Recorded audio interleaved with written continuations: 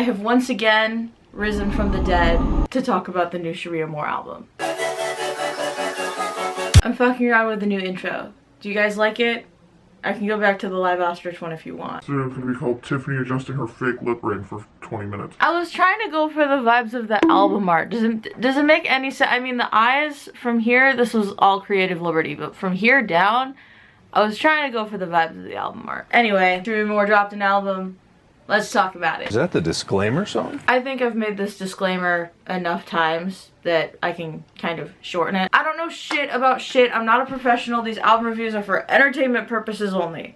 Got it? Got it. Starting off with the album art, I would love to know like the creative process behind that because I don't love it. I mean, like I think it makes sense. I think it's cohesive with the genre and the sound that the album is going for, but I've also noticed, oh my god, I can't let the lip ring. As I learn the context behind things or why things are the way that they are, that I grow to like them. I think if I knew the creative process behind making this art, then I might like it more. Random thing I feel obligated to add, I'm not shitting on the artist, especially because like I think the same artist has like designed merch for Cherie Amour. They did like a vinyl art that I thought was really, really cool. So it's just this album cover specifically. This is not me trying to slander the artist. I want the fucking album before I lose my... I need to take the lip ring off.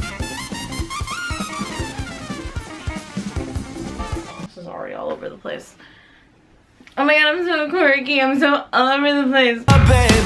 This song, when it first came out, or maybe when they were first teasing it, I'm like, this sounds like something. This sounds like a country song. Why does this sound like a country song? The closest thing I could find was Truck Bed by Hardy. I woke up on the wrong side of the truck bed this morning. But that still didn't feel like it for me. I'm like, this reminds me of something else. There's a female vocalist in the background. I can imagine it so distinctly. And what threw me off is that lyrically I was thinking of Truck Bed. Melodically, Uncomfortably Numb by Arrows in Action. Stealing all the breath out of my lungs. Got me in the dark, speaking in tongues. Tell me, when did this stop being fun? We're untold and uncomfortably numb. And listen, I'm not saying that anybody's copying anyone. I'm not trying to throw any allegations around. And I know that not one band or artist owns a melody. I'm just saying they sound similar. The band made 3 dances for 3 out of 4 of the singles from this album. And the one for this song is my favorite.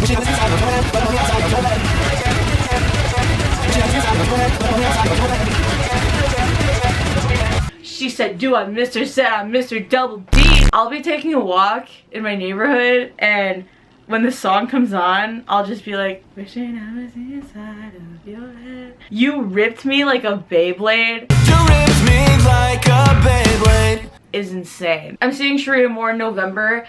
And I thought about like getting on Facebook Marketplace and finding some Beyblade parts or something and doing something with my Cricut machine to make custom Beyblades for the band. I thought that'd be a cool gift or something. But ultimately, I mean, I still have months. I could have still done it, but I've decided not to. I think as a band, releasing a song called Beyblade in the first place was fucking wild. I love it. We love to see it. My favorite Cherie Amour lyric of all time, and this isn't even my favorite Cherie Amour song, but it has my favorite Cherie Amour lyric in it. Delivering hits like boxing. Delivering hits like boxing. You know me, when I reviewed a recent rap album by an artist that shall not be named, I was obsessed with the wordplay. Delivering hits like releasing songs and delivering hits like boxing. This might be a reach, but wouldn't it also technically be like delivering boxing box? Deliveries are in boxes.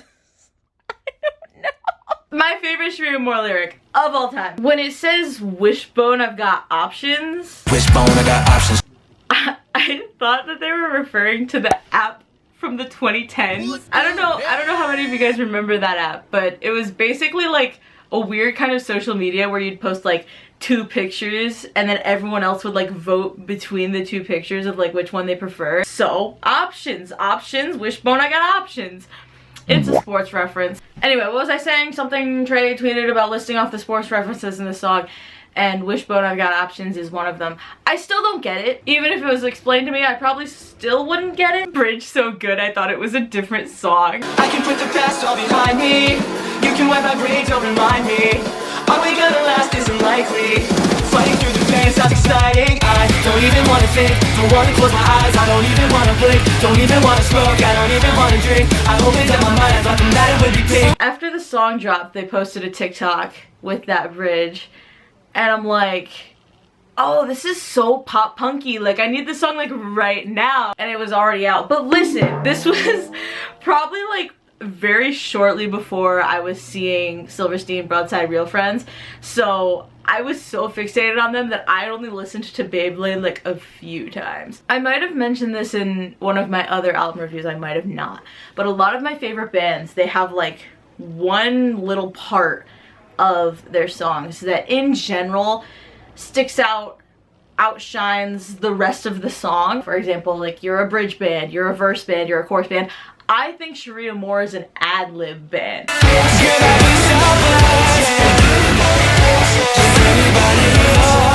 I was inside of your head, but I'm on the outside of your bed.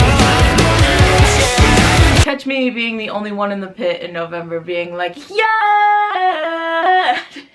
During that part. I probably should have revisited this song a little more because I do not have a lot of notes. This is the first single off the album, and I think that was a good choice. Honestly, if it were me, I probably would have put this as the first track just because of the way it fades in.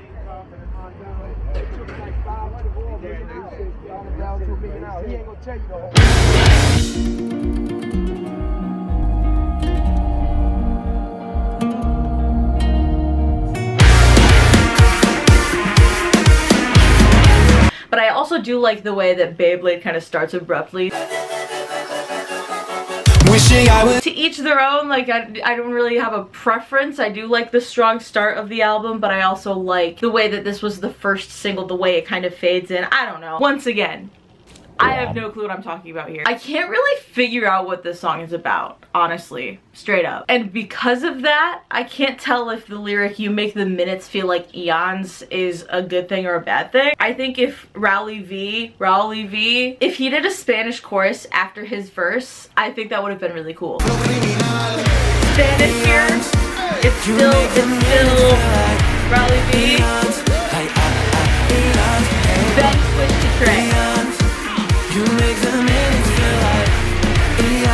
Why didn't they, I'll get to that, but also why didn't they make a dance to this song? This is such an ass shaker.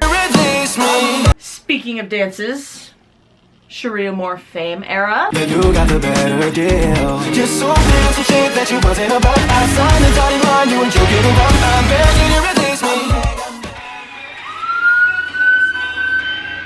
Actually, that's not true. It's not an era. It's time for Cherie Amour world domination. This might be a hot take. I love seeing this band get the recognition and the success that they deserve, but I kind of wish it was any other song. I'm not saying this song is bad. I covered it. Why would I cover a song that I think is bad? But I just feel like the lyricism is very straightforward. You know, even if like the band wasn't posting about what the song's about, my Dimrod, Nimrod. Back to the video. My dumbass fucking brain could have put the pieces together and figured out what the song was about. But maybe it's not that straightforward because somebody on TikTok did think it was about divorce. Oh my god, I got flamed in the comments last time I said this, so I feel I need to clear myself up again. If you can relate this song to divorce or a failed relationship or any sort of experience that you have, that's fine. I'm not saying you can't do that. I'm saying that this person said that the song is about divorce, and it's not. Dude, that pissed me off. But anyway, like, I think if you go through shit with a shitty label, you have the right to write a straightforward diss about that label. It's just something I think is worth noting. Fuck Equal Vision Records. On to the next song. This is another song that I didn't write much about, so I'm probably gonna have to make up some shit on the spot. Anyway, I think High and Letting Go from Spiritual Ascension, I think those are sister songs. I'm assuming they're kind of about similar topics. The chorus just makes me think of the choreography for Gnarly by Cat's Eye.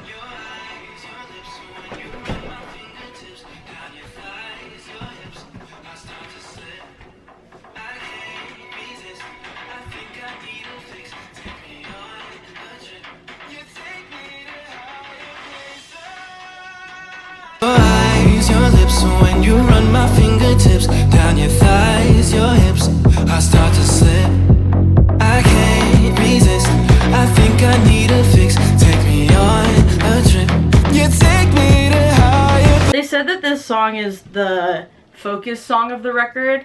I'm not entirely sure what that means, but I'm assuming it means they're gonna push the shit out of it. Ray Miller doing the cat's eye gnarly choreography to this song when honestly I think this makes sense to be the focus song of the record. I think it's the poppiest song off the record, which is ironic because I think they said it was added to a new metal Spotify editorial playlist. I heard this song in all new metal. Is the metal in the room with us right now? Also, this song being the focus song means they're probably gonna play it live. Cherie Amour, I will beg for this song slightly less than I will beg for Too Nice to Say. I just think it makes so much sense in a live environment.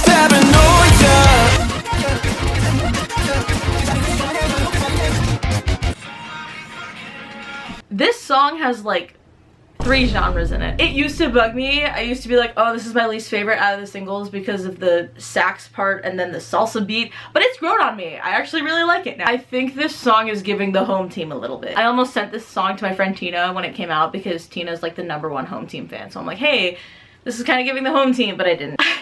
So in my notes, I just wrote, it's paranoid, yeah. It's paranoid, yeah. And it reminded me of a meme that I made with Doodle Bob being like, mioy, mignoy.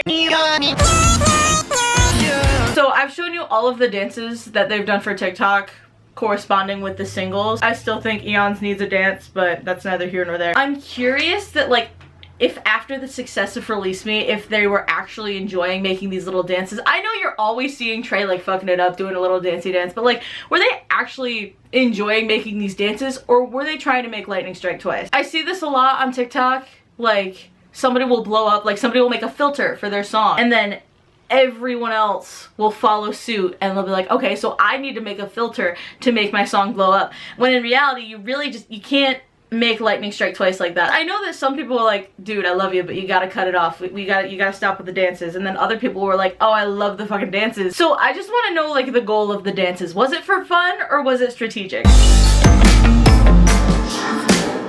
This instrumental sounds so mysterious. It sounds like they're rubbing their hands together like this and scheming. You know what I mean?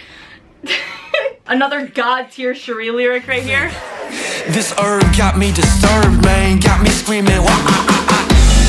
Listen, I don't fuck with Disturbed. I don't like Disturbed. Fuck. One of my little piercings came off. One of my little eyebrow piercings. The other one came off too and I never noticed. Anyway, I don't fuck with Disturbed. Fuck David Draymond or whatever his name is, Free Palestine. But that lyric kind of goes hard. I can't lie. So first of all, I think the chorus sounds a little bit like the pre-chorus of Beyblade.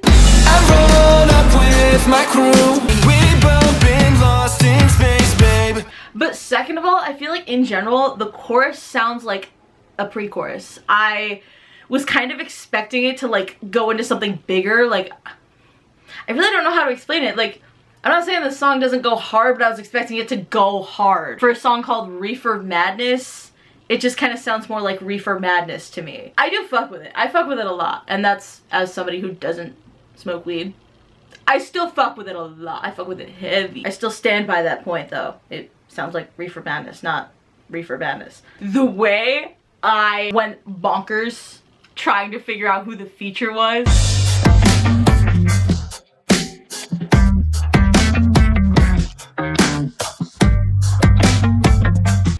Anyway, I was wrong. What's funny though is I was listening to a podcast that Casey was on and he said that there were 3 features on this album, and I knew the person on saxophone whose name I'm drawing a blank on, Raleigh V on Eons, and as I'm getting closer to the end of this album, I'm like, who's the 3rd?